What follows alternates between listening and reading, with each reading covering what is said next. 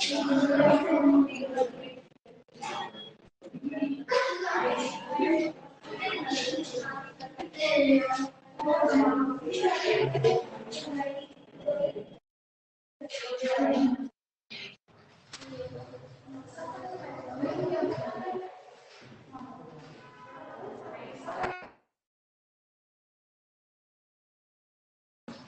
आहे, next question number 12 घ्या.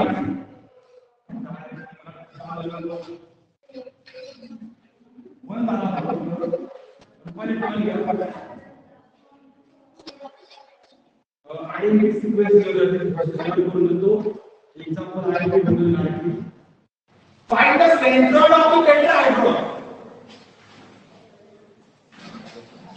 Find the centroid of the tetrahedron. use vertex ना. 4 vertex आहेत. A B C D देतात तुम्हाला पाच मध्ये. बरोबर आहे? इथे फक्त K L M N आहे. टेट्राहेड्रॉन. Simple logic. या 4 वेक्टरची sum divide by 4. Direct centroid solution.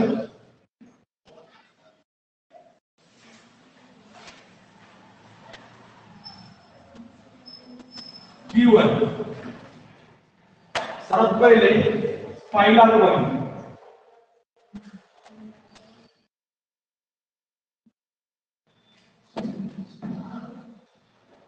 बरोबर आहे. मग याचा पोझिशन वेक्टर त्याला मी म्हणतो के बार. याला पोझिशन ए बार दिली आणि ए बी सी बार आणि मल्टिप्लाय करतो. बराबर के बार के बार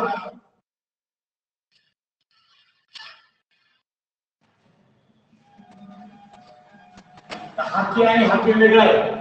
हा वेक्टर आहे तर पोझिशन वेक्टर आहे. जर लेंथ को एवढा असेल तर डायरेक्टली असं म्हणतात तुम्ही काय पोझिशन वेक्टर ए बार म्हणजे गोल. तर पे साठी ए बार घेतला. मग दुसरा येईल के नंतर यल. जर तुम्ही पहिला केस ऑप्शन एलिमेंट ओपी घ्या एलिमेंट.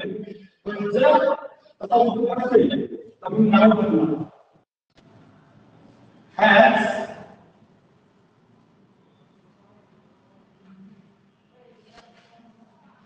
Position vector. या दुसऱ्याला म्हणूया B bar 1 R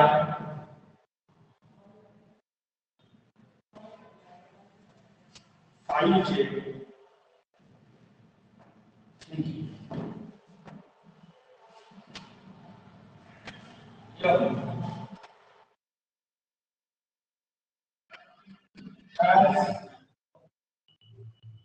position vector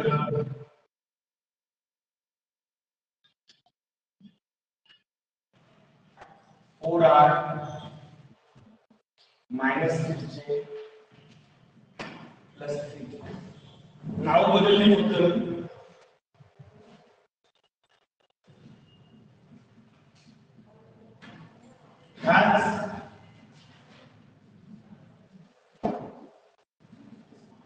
position vector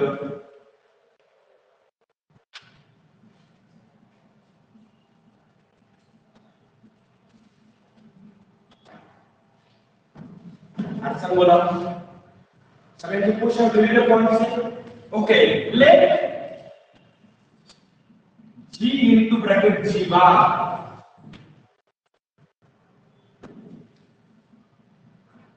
is the central. But therefore using centroid formula,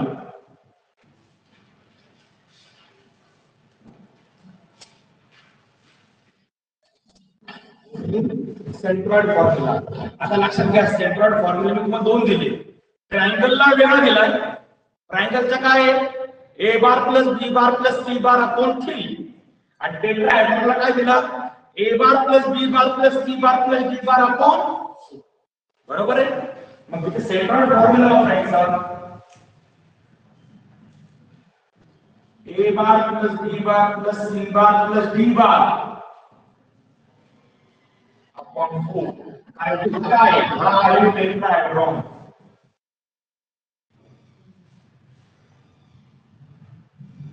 जर ट्रायंगल असतं तर a bar plus b bar plus c bar upon c आला सगळं value आहे तुमच्याकडे एक स्टेप तुम्ही टाकायला सगळं व्हॅल्यू आणि खूप का आहे ब्रॅकेट देऊ a bar plus b bar plus c bar plus d bar upon 4 पहिल्या स्टेप मध्ये ब्रॅकेट असतील यायचे फक्त प्रत्येकाने दुसरा स्टेप मध्ये तुम्ही ब्रॅकेट खोलणार आहे बरोबर 4 मार्क्स एक्झाम्पल आहे 3 किंवा 4 मार्क्स पहिल्या स्टेप मध्ये तुम्ही ब्रॅकेट टाकणार आहे दुसऱ्या स्टेप मध्ये ब्रॅकेट खोलणार आहे तिसऱ्या स्टेप मध्ये तुमची ऍडिशन येईल मग ती ऍडिशन तुमची 5 plus 1 6 6 plus 4 14 14 plus 6 20 are 7 6 7 plus 6 किती झाले 13 13 plus 4 17 17 minus 5 12 से minus 12 से कोणता बरोबर आहे का ए बी सी डी सगळं पुट करा सगळ्यांची ऍडिशन घेते का 3 plus 3 6 6 plus 2 8 आणि आपण तुमची पहिली स्टेप असेल ए बी सी डी तुम्ही सगळं ब्रॅकेट मध्ये पुट करणार पुट केल्यानंतर सगळं ब्रॅकेट खोलणार ऍडिशन करणार तेवढी आता नंतर बघा ऍडिशन झाल्यानंतर हा 4 प्रत्येकाला डिवाइड करा हा 1 पाहिजे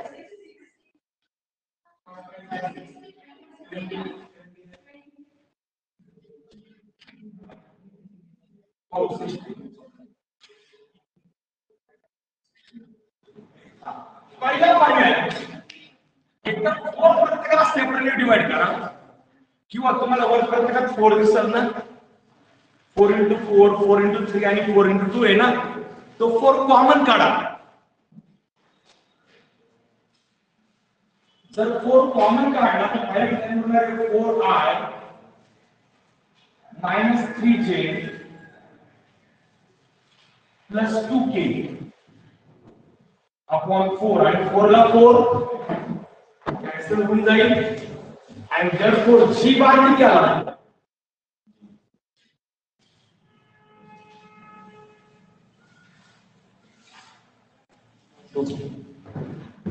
हा त्या पॉइंटची सेंट्रॉइडचा पोझिशन वेक्टर पण आता मला एक सांगा जे व्हर्टेक्स होते ते वेक्टर अल्जेब्रा मध्ये दिलेत का कार्टेशियन अल्जेब्रा मध्ये दिले म्हणजे कार्टेशियन जिओमेट्री का vector geometry Cartesian x Y coordinate दिले म्हटल्यावरती मग आपण जसा पॉइंट वरनं वेक्टर लिहिला तसा वेक्टर वरनं पॉइंट लिहिता येईल का मग therefore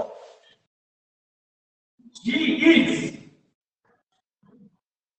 याला मार्क करून ठेवायचं तुम्हाला पण याच्यावर तुम्हाला पॉइंट सांगा बरं जी पॉइंट काय येईल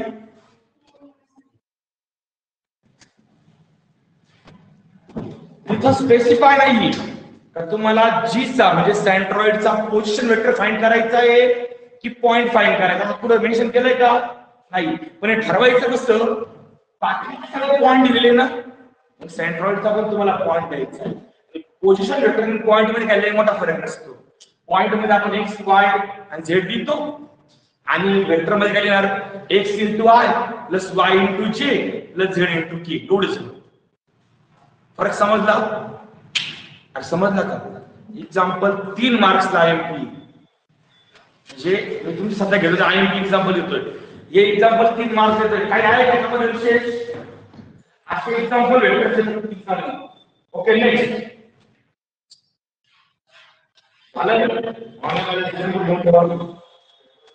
आता मी ऑनलाईन देणार नाहीये लेक्चर ऑफलाईन वाले चालू होतं ओके नेक्स्ट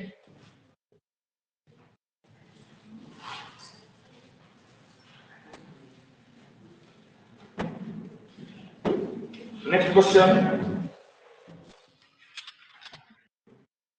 मला वाटतं काल 1 आणि 2 झालं ना आपला ओके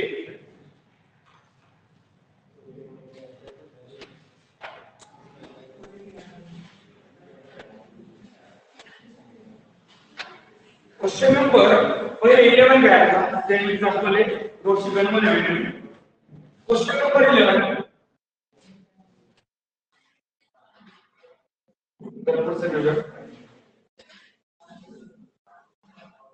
Give the centroid याच्यापासून असं उत्तर निघाले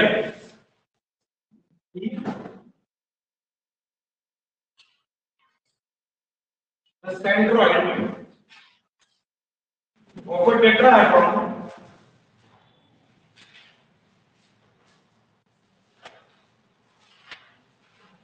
of a tetrahedron OABC is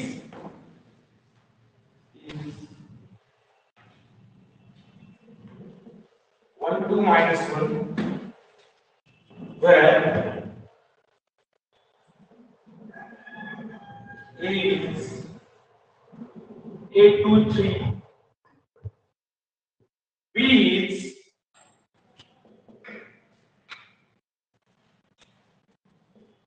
1 B 2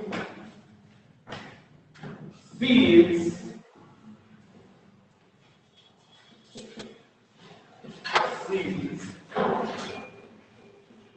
2 1 3 respectively.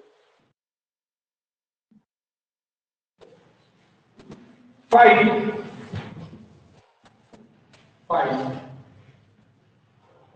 the distance. Find the distance of point B, ABC,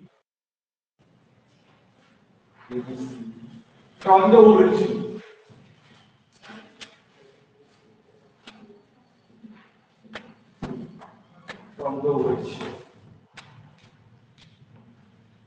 हे लक्षात ठेवा सेंट्रोइड ऑफ टेट्राहेड्रॉनचं एखादं एक्झाम्पल एक्झामला असण्याचे खूप चान्सेस आहे कारण की वेक्टरचा एक तर क्वेश्चन नंबर 3 सी मध्ये म्हणजे क्वेश्चन 3 सी सेशन सी मध्ये आणि सेशन डी मध्ये प्रॉब्लेम असतोच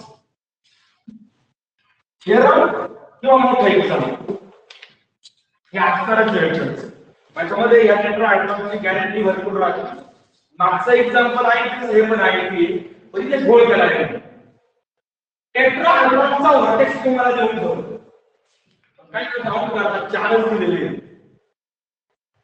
तुम्हाला टेट्राहेड्रॉन मध्ये 4 कॉर्नर ने सेंट्रॉइड 5 आले पाहिजे गोल काय होते समजून घ्या हा सेंट्रॉइड आहे म्हणजे हा जी पाठ दिलेले जे आपण सिस्टम नंतर टेट्राहेड्रॉन तो ओएबीसी ए दिला बी दिला सी दिला ओ द्यायची गरज नाही ना ओ म्हणजे 0 0 0 जर संपलं म्हणजे तुमच्याकडे टेट्राहेड्रॉनचे 40 चे व्हर्टेक्स आहेत सेंट्रॉइड आहे काढायचं काय प्रत्येक व्हर्टेक्स मधला एक डिजिट गायब करायचा तो फाइंड करायचा तो फाइंड झाला तर त्याला ए बी सी पॉइंट म्हणायचं त्या पॉइंटचं डिस्टन्स काढायचं आहे तुम्हाला क्वेश्चन मध्ये काय दिलंय आणि काय काढायचं समजलं पाहिजे मग सगळे सोल्युशन कीवर्ड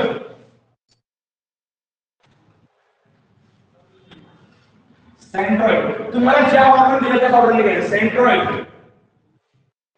काय दिला सेंट्रॉइड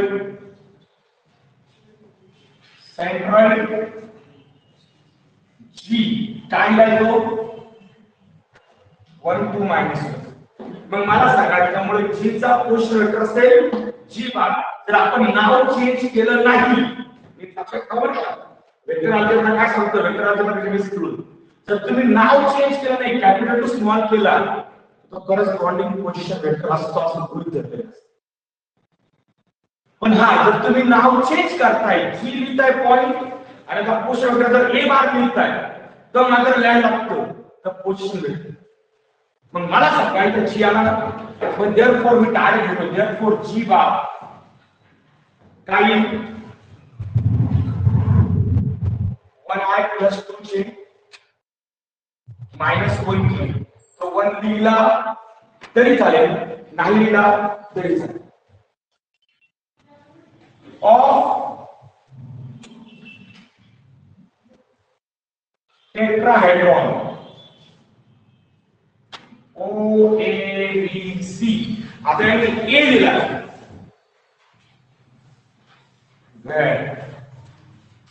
ए काय आहे 8 2 3 बरोबर आहे हा आता मी क्लास हा ए वेगळा आणि ज्या पॉइंटचा पोझिशन वेक्टर असेल तो असेल ए बार ह्या एचा आणि ह्या एचा काही संबंध नाही हा स्केलर ए आणि हा वेक्टर ए कन्व्हर्ट करू ए बार ज्या पॉइंट ए चा पोझिशन वेक्टर तो असेल a i plus 2j plus 3j b 1v2 याचा पोझिशन वेक्टर काय येईल बी बार किंवा वायस तुम्हाला मध्ये एवढी जागा सोडली ना एवढ्यामध्ये वर बसतो हाच पोझिशन वेक्टर आहे पोझिशन वेक्टरला पी व्ही लिहिला तरी चालेल पोझिशन वेक्टर हाच पोझिशन वेक्टर म्हटलं तरी काय फरक पडत नाही therefore it is 1i plus bj plus 2q point c 21c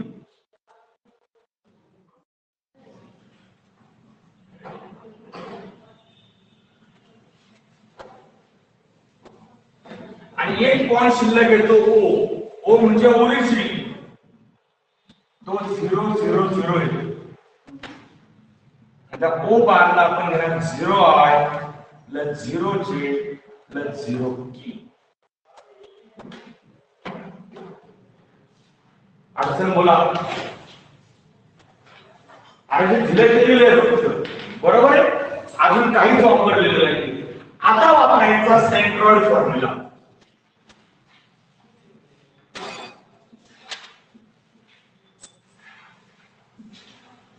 using centroid formula काय centroid formula g bar is equals to a bar plus b bar plus c bar plus d bar upon 4 कारण की हा centroid कोणता आहे tetrahedron का ट्रायंगलचा टेट्राहेड्रॉनचा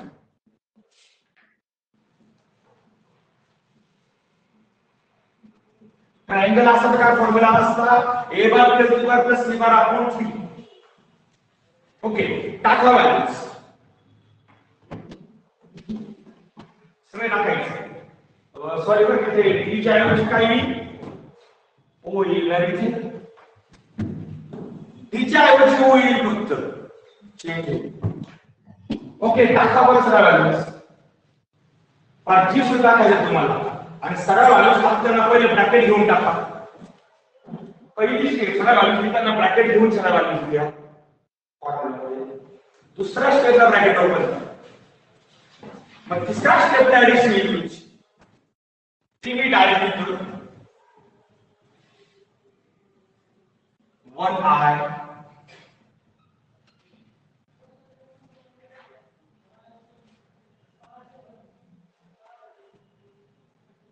A B C 0 ची addition T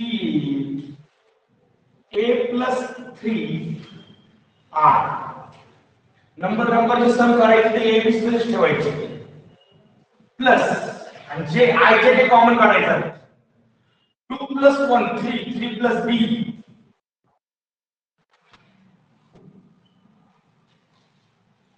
आणि शेवटचा येईल 5 plus c आणि k कॉमन निघतो अपॉन 4 व्हॅल्यूज पुट करा ब्रॅकेट ओपन करा ऍडिशन अशी i वाल्यांची ऍडिशन j वाल्यांची ऍडिशन k वाल्यांची ऍडिशन i वाल्यांची ऍडिशन म्हणजे i ब्रॅकेटच्या बाहेर ठेवायचा j च्या ऍडिशन म्हणजे j बाहेर ठेवायचा k च्या ऍडिशन म्हणजे k बाहेर ठेवायचा इथपर्यंत कळलं ओके आता मात्र एक गोल करा हा 4 जो आहे ना विचारात हा 4 इकडे प्रत्येकाला मल्टिप्लाय करून टाका तिघांना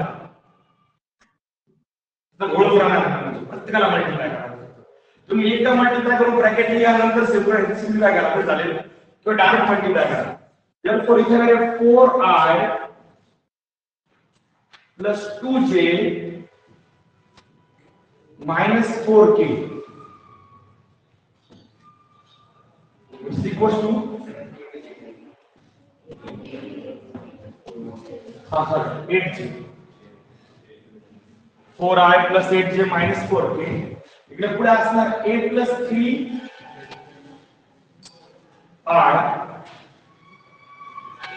b plus 3j plus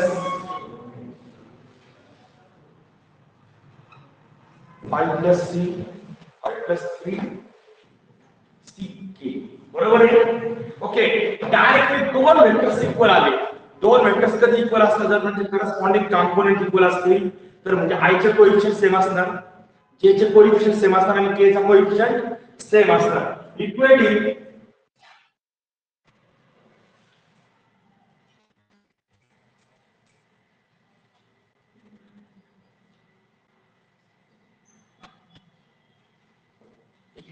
corresponding components chi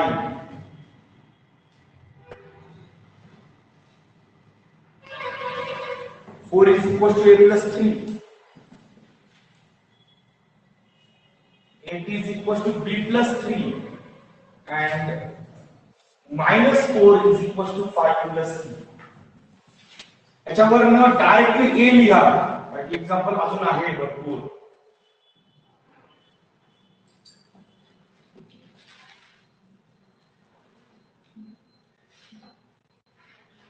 म्हणजे इथे a किती येईल 4 minus 3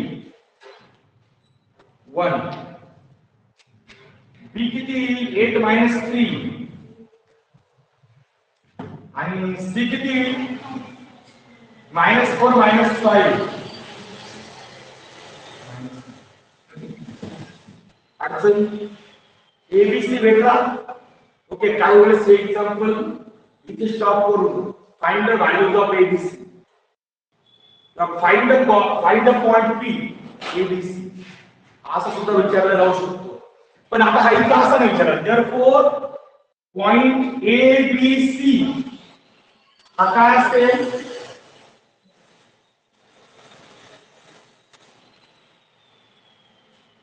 हा झाला तो पॉइंट बरोबर आहे त्याला म्हणायचं परत आले अडचण पण नाही समज अडचण काही ओके आता पुढे वापरायचं आपल्या डिस्टन्स फॉर्म्युला ओरिजिन पासून आपण डिस्टन्स काढायचं म्हणजे पुन्हा ओरिजिन घ्या ओरिजिन काय 0 0 0 त्याला म्हणा x1 y1 z1 point p घ्या तो ऍक्च्युअली आहे एबीसी त्याला तुम्ही म्हटलंय 1 5 -9 आता त्याला म्हणायचं x2 y2 z2 दोन्ही पॉइंट भेटले ओरिजिन आहे हे पॉइंट भेटलाय दुसरी distance formula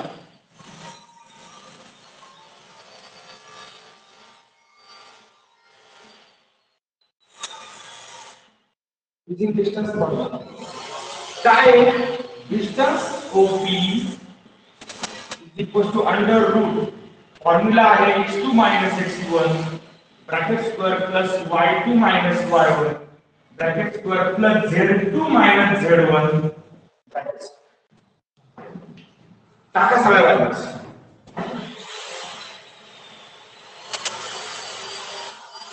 1 minus 0 bracket square plus okay ते 0 प्लस केले मायनस केले काय फरक पडणार नाही डायरेक्ट स्क्वेअर होईल 1 का स्क्वेअर 1 प्लस 5 का स्क्वेअर 25 प्लस 9 का स्क्वेअर या साइड से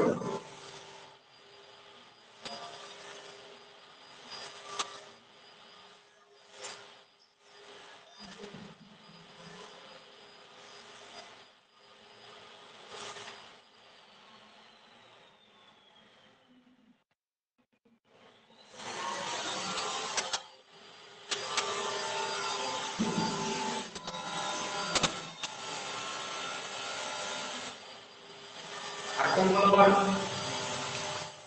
हंड्रेड नाईनचं बार प्रॅक्टिस नाही होत लक्षात असं त्यात एक स्क्वेअर नंबर असेल नाही नॉट स्क्वेअर नंबर असेल असा बारपर्यंत मोडली होत नाही लवकर बरोबर सोडून द्यायला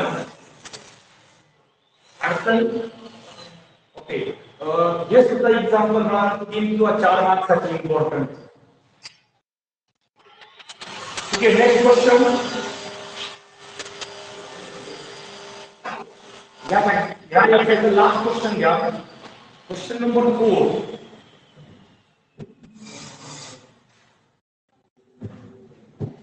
Question number 4.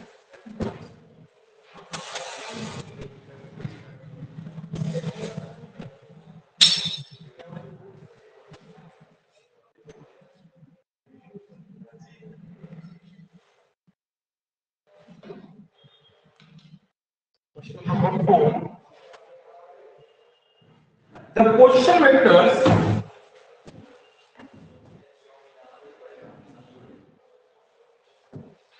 बरोबर आहे समजा तर आता काय झालं काय करायचं ऑनलाइन रेकॉर्डिंगला नाव बोलत एवढं नाव म्हणतो okay question number 4 the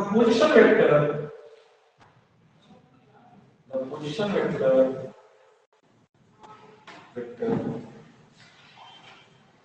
of points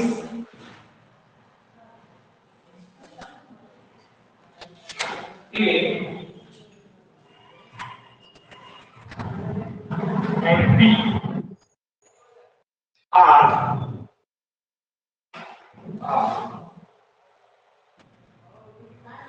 say bar plus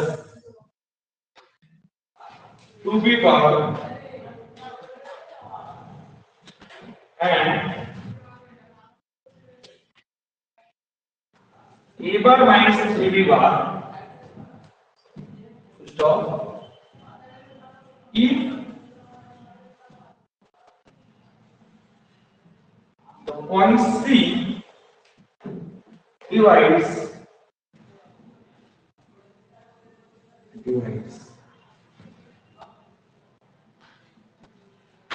AB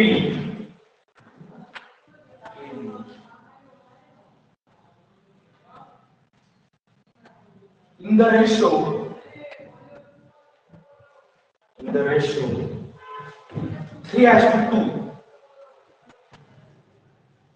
in the ratio 3:2 then show that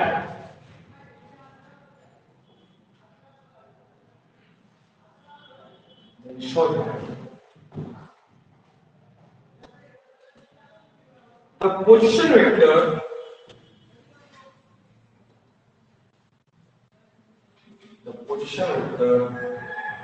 of C is 3a bar minus b bar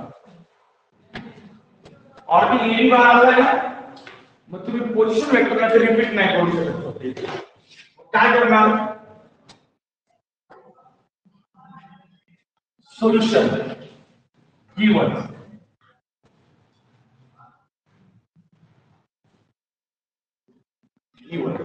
simple आहे हा सुद्धा कसा तसा आपण माणसाने नव्हता टेबल मध्ये आपल्याला एक पॉइंट दिला बरोबर आहे point A has position vector पण आता पॉइंट ए चा पोझिशन वेक्टर कोण असतो रे ए बार पण ऑलरेडी ए बी आलेला आहे रिपीट नाही करायचा मग अल्फा बार घ्या नाही पडला अल्फा बार पी क्यू घ्या कोणताही घटक आपल्याला फरक पडणार नाही तो कोणता आहे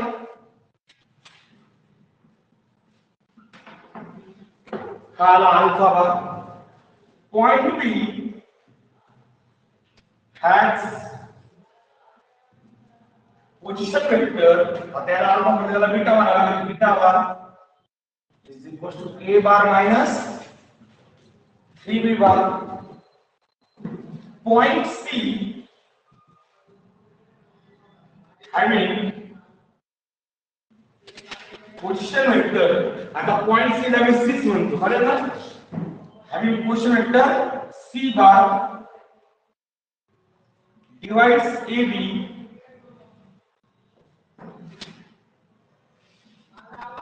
in the ratio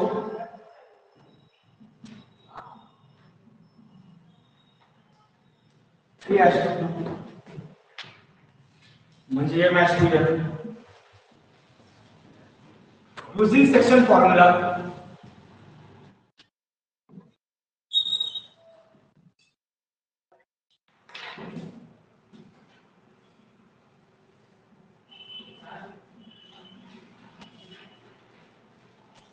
Using section formula. काय section formula? C bar is equals to MB bar minus NA. sorry internal division का? ओके मग आपण इंटरनल घेऊया plus N A bar upon M plus N पण बी च्या ऐवजी beta आहे आणि ए च्या ऐवजी म्हणून मी कसं नाव घेतले म्हणजे बी आणि बीटा ए आणि अल्फा थोडेसे इक्वलंट दिसतात ओके हे दोन्ही आहेत आपल्याकडे पुट करायचे m ची व्हॅल्यू 3 इंटू बीटा किती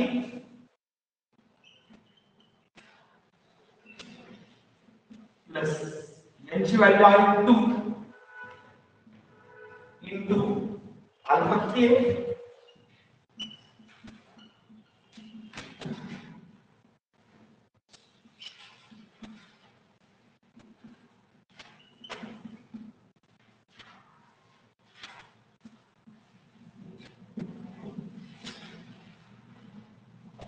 करा बरं इसमें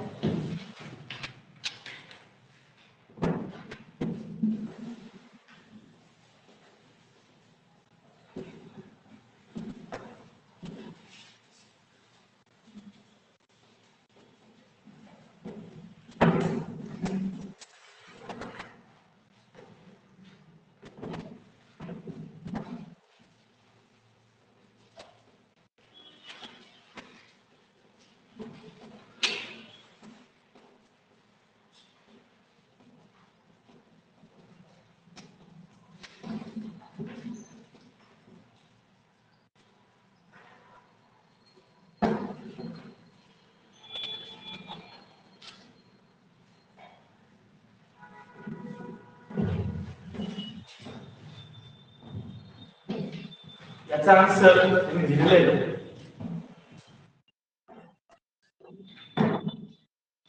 आलं तेवढं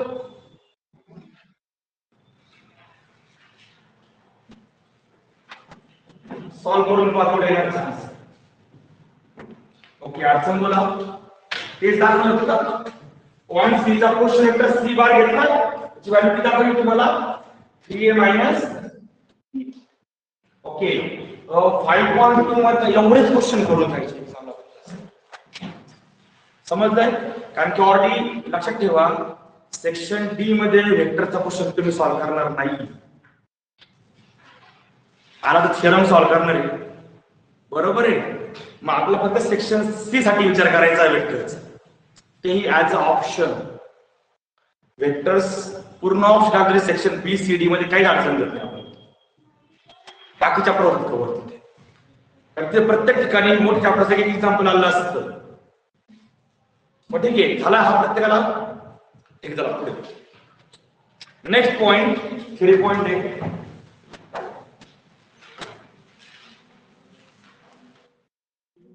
ओके आता दोन पॉइंट मिक्स आहे म्हणजे वेक्टरचा पार्ट जो बेसिक पार्ट आहे वेक्टर चॅप्टरचा तो संपलेला आहे पण हा जो चॅप्टर आहे हा दोन चॅप्टरने कंबाईन बनलेला आहे सांगितलं तुम्हाला वेक्टर्स आणि 3 डायमेन्शन जुन्या सिलेबसला 3 डायमेन्शन वेगळा होता इथे 3 डायमेन्शन मिक्स दिलेला आहे मतलब जो पुढचा पार्ट आहे तो बुक मध्ये 3 डायमेन्शन बद्दल दिलेला आहे आपण तो 3 डायमेन्शन 2 मिनिटं मागे ठेवूया पहिले वेक्टरचा पार्ट कव्हर करून घेऊ राहिलेला म्हणजे वेक्टर सगळा कव्हर होऊन जाईल आणि मग नंतर 3 डायमेन्शन सुरू करू कारण 3 डायमेन्शन वेक्टर पेक्षा वेगळं तुम्हाला तेच कन्फ्युज करतं की काय चाललंय मध्येच आपण 3 डायमेन्शन मागे घेऊ चालेल सध्या फक्त आपण व्हेक्टरची थेरी देतो. थ्री डायमेन्शनल थेरी एक्झाम्पल द्यायचं ते थ्री डायमेन्शनल त्यात थ्री डायमेन्शनल थेरी सांगतो. ओके मग ठीक आहे बाळांनो, पहिला पॉइंट आहे product of vectors. 3 point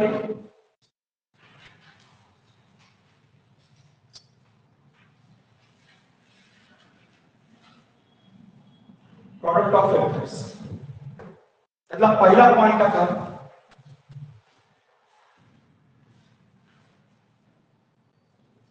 dot product of two vectors किंवा त्यालाच आपण म्हणतो स्केलर प्रोडक्ट. स्केलर ट्रिपल वेगळा, स्केलर स्केलर प्रोडक्ट किंवा dot product of two vectors. Simple आहे. If A bar and B bar are two vectors, then A bar dot B bar, A bar dot B bar is equals to modulus of A bar dot modulus of B bar dot cos of theta, where theta is the angle between A bar and B bar. आणि angle कोणता मी एक word cut केला आहे, acute angle. Vector मध्ये जेव्हा कधी अँगलचा उल्लेख येईल तो अँगल acute असणार हे डोक्यात फिट करून ठेवा. अडचण हा आहे डॉट, ही आहे डॉट प्रॉडक्टची ओरिजिनल डेफिनेशन. अप्लाइड नाही, बेसिक डेफिनेशन, थ्योरेटिकल डेफिनेशन. बरोबर आहे. आता मला सांगा मॉड्युलस म्हणजे नंबर, स्केलर मॉड्युलस म्हणजे स्केलर. कोणत्या अँगलचा कॉस घेतला स्केलर म्हणजे त्याचा आन्सर जे येणार आहे ते स्केलर येणार आहे, म्हणून आपल्याला स्केलर प्रोडक्ट म्हणतो. डॉट प्रोडक्ट आणि स्केलर असतो. मग याच्यावरनं मला नोट नंबर 1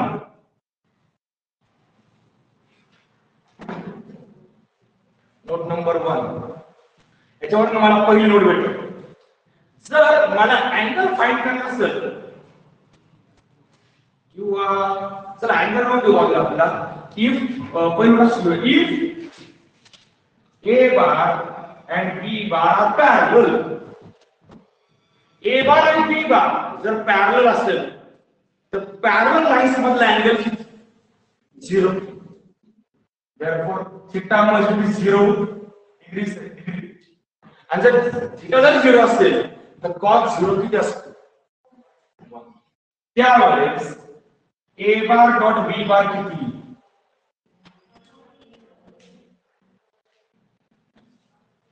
जर दोन वेक्टर पॅरलल असतील त्याचा डॉट प्रॉडक्ट एवढा आहे कारण cos ऑफ 0 1 असतात 1 ने मल्टिप्लाय करायचे. बरोबर आहे. हां दुसरी note,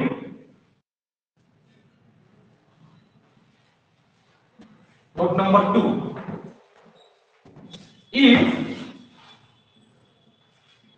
A bar perpendicular to B bar, जर दोन वेक्टर एकमेकाला परपेंडिक्युलर असतील तर मला सांगा थीटा किती. 90 डिग्री. आणि थीटा जर 90 असेल तर therefore A bar dot B bar is equals to काय cos 90 0 0 into काही केला तर 0. पण हा वेक्टर येईल का स्केलर येईल. लक्षात घ्या एक गोष्ट सांगतो, याचा मीनिंग आहे 0 वेक्टर, याचा मीनिंग आहे 0 बार आणि याचा मीनिंग आहे स्केलर 0. फरक आहे. 0 बार म्हणजे 0i + 0j + 0k आपण घेतला होता. मग याचा आन्सर 0 बार येईल का फक्त 0. फक्त 0 कारण की आन्सर स्केलर आहे. डॉट प्रॉडक्ट मध्ये हे आन्सर येणार आहे 0.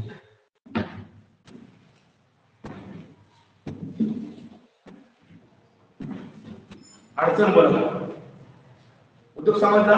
नोट नंबर 3,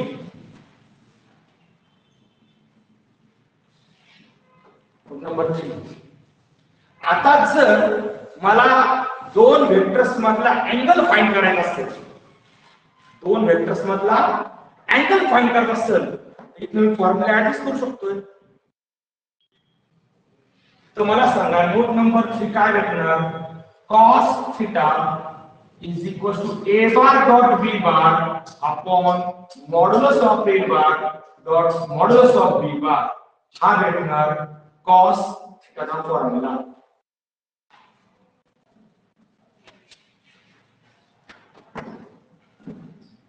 त्याच्यावर एक्झाम्पल बघा, या फॉर्म्युलावर एक्झाम्पल. आणि दोन वेक्टर मधला अँगल फाइंड करण्यासाठी आपण हाच फॉर्म्युला वापरणार. 3 डायमेन्शनल वापरा, प्लेन घ्या, लाईन्स घ्या, हाच फॉर्म्युला प्रत्येक ठिकाणी. फक्त तिथे देताना फॉर्म्युला वेगळा असतो. तिथला फॉर्म्युला सांग कसा असेल? a1 a2 plus b1 b2 plus c1 c2 upon under root a1 square plus b1 square under a1 square plus a2 square plus a3 square into under root b1 square plus b2 square plus b3 square. काय नाही, ते component जे असतात ना, modulus काढण्याची definition आणि dot प्रॉडक्टची जी applied definition ना, ती याच्यात टाकतात. बाकी फॉर्म्युला चेंज नाही. अँगल साठी हाच फॉर्म्युला डोक्यात ठेवायचा, लाईन्सच्या वेक्टरच्या. आला डोक्यात? ओके. आता इथे घेतो मी नोट नंबर 4. आता नोट नंबर 4 ही मी तुम्हाला डॉट प्रॉडक्टची अप्लाइड डेफिनेशन. इफ ए बार, आता ए बार हा तुमच्या कोऑर्डिनेट जिओमेट्री मध्ये असतो. म्हणजे कोऑर्डिनेट काय असतील? a1 a2 a3. तर हा ए बार काय होईल? a1i plus a2j plus a3k. अडचण आणि वेक्टर b बार होईल b1i plus b2j plus b3k. Modulus काढता येईल मग? मला सांगा पण मॉड्युलस ऑफ ए बार काय येईल? मॉड्युलस म्हणजे काय सांगतो? Under root a1 square plus a2 square plus a3 square modulus. त्याची सांगितलं बरोबर तुम्हाला आता. हा b2 चा. आता प्रश्न एकच राहिला ते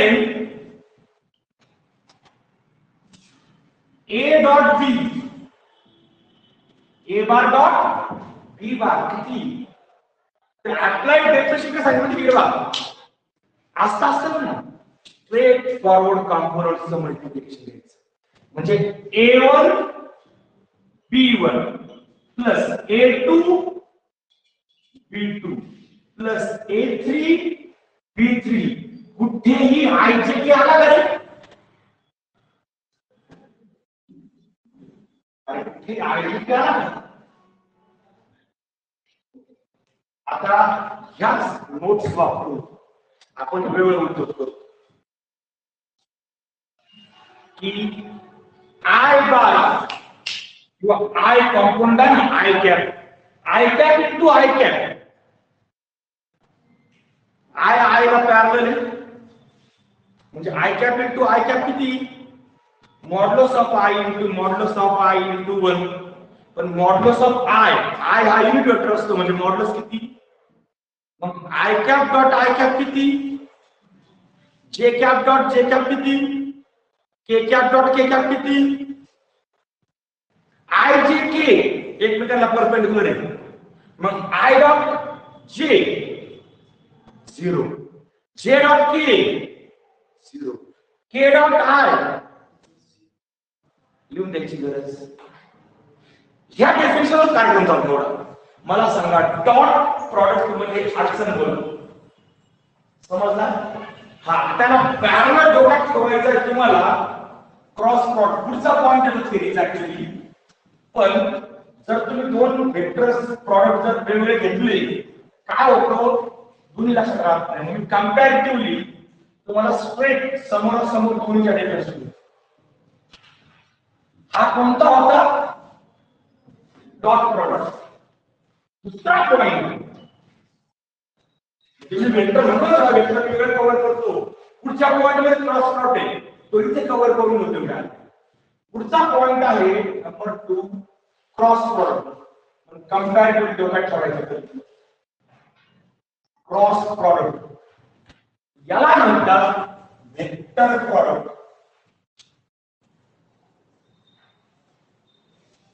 आणि ह्या एक साईडचा पहिला प्रश्न याच्यावर, म्हणजे पॉइंट पुढच्या पॉइंट मध्ये दिलाय आणि एक्झाम्पल आज ज्या संबंध दिलं. ठीक आहे. इथे काय होतं बाकी A bar and B bar are two vectors.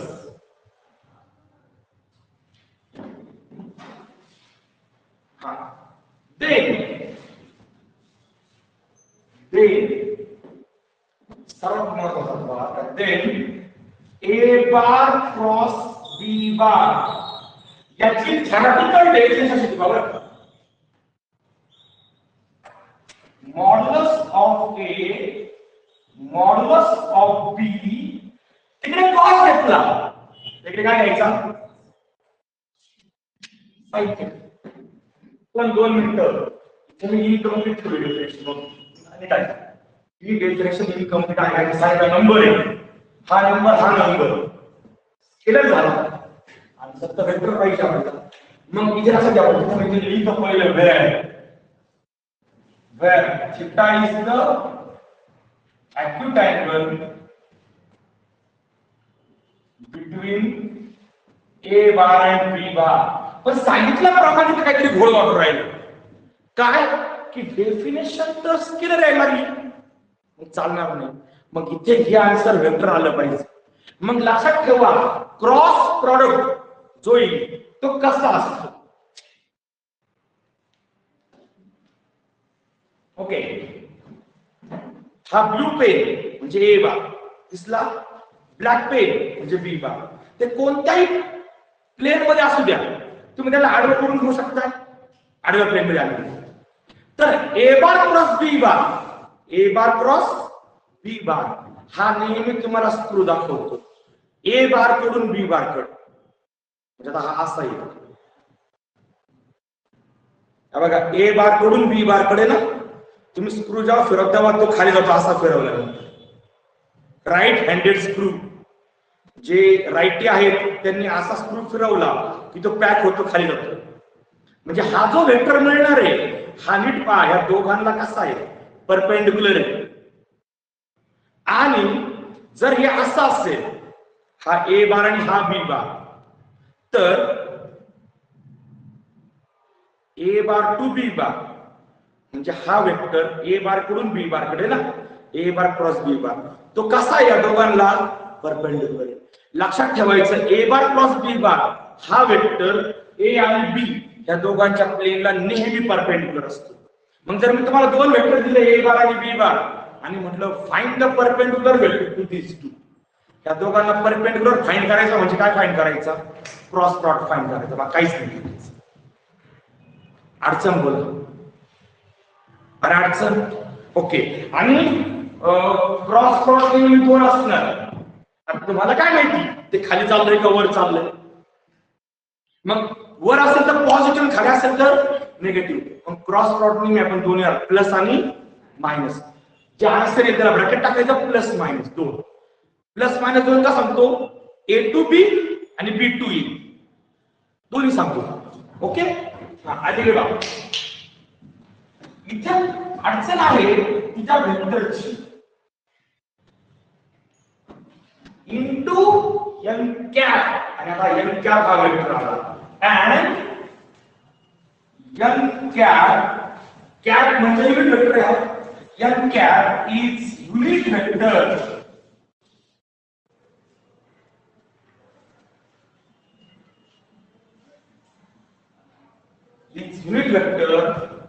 along this unit vector perpendicular is unit vector perpendicular to A bar and B. संपला विषय. अडचण बोला बरं. मग आता मला याच्या खाली एक नोट द्यायची गरज आहे का मला सांगा की A bar cross B bar is perpendicular to A bar and B bar. Note द्यायची गरज आहे का? गरज आहे का? किंवा असं the perpendicular vector to A bar and B bar is A bar cross B bar. लक्षात राहील तुमच्या की A bar cross B bar हा नेहमी A bar and B bar ला कसा असतो? परपेंडिक्युलर असतो. इथपर्यंत डेफिनेशन मध्ये अडचण note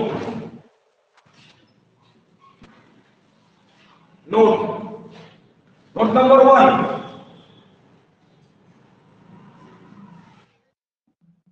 If A bar parallel to B bar, therefore theta is equals to 0 degree. आणि मग क्रॉस प्रॉडक्ट किती येईल? sin 0 0. म्हणजे ज्यावेळेस A bar cross B bar येईल 0. पण मला सांगा हा वेक्टर आहे मग 0 नाही येणार तर काय लागेल? 0 बार फरक आहे. आन्सरचा वेक्टर येणार ना. 0 नाही तर मी 0 बार लिहिलं 0 ला परपेंडिक्युलर ला. दुसरी नोट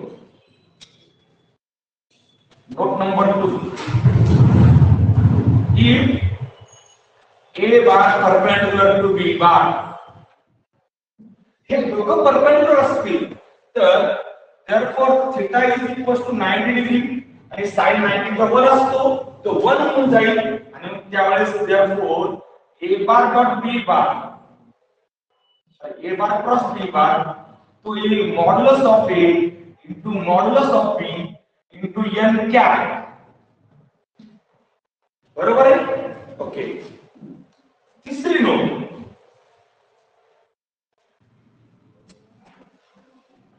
नंबर 2. इथं अँगल काढायला हवं बरोबर आहे कारण की त्या अँगलचा फॉर्म्युला आहे sin थीटा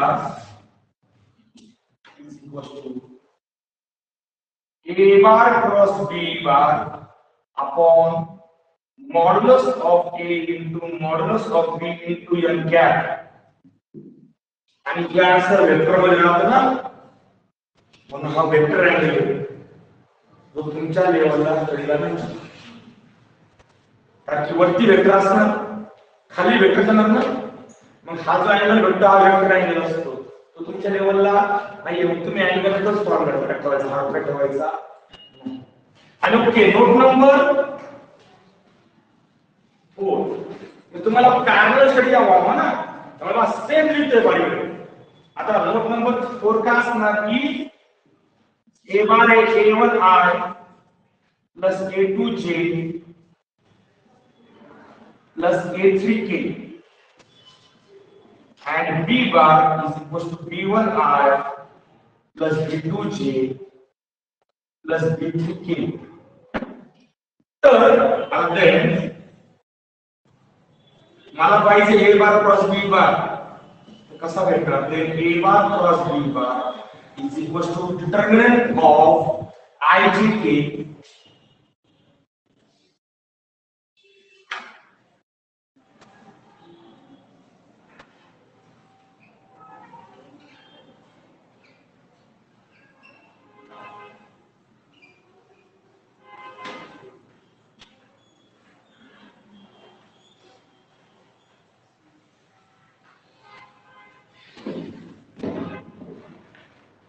आणि आता मला सांगा डॉट प्रॉडक्ट आणि क्रॉस प्रॉडक्ट समजलं 2 पॉइंट कव्हर केले 15 मिनिटांमध्ये 2 पॉइंट अडचण बोला. अँगलला कोणता फॉर्म्युला वापरला तुम्ही? हा फॉर्म्युला अँगलला यूज करायचा नाही. अँगलला हा फॉर्म्युला यूज करायचा. लक्षात ठेवा फक्त तुम्हाला त्यांना दोन्ही दिले. हा स्केलर अँगल आहे तो वेक्टर अँगलचा फॉर्म्युला आहे. समजला प्रत्येकाला? ओके बाळांनो हा आहे डॉट प्रॉडक्ट आणि क्रॉस प्रॉडक्ट. आता फक्त तिसरा प्रॉडक्ट शिल्लक राहिला तो आहे स्केलर ट्रिपल प्रॉडक्ट. तिसरा प्रॉडक्ट शिल्लक राहिला कोणता? Scalar triple product.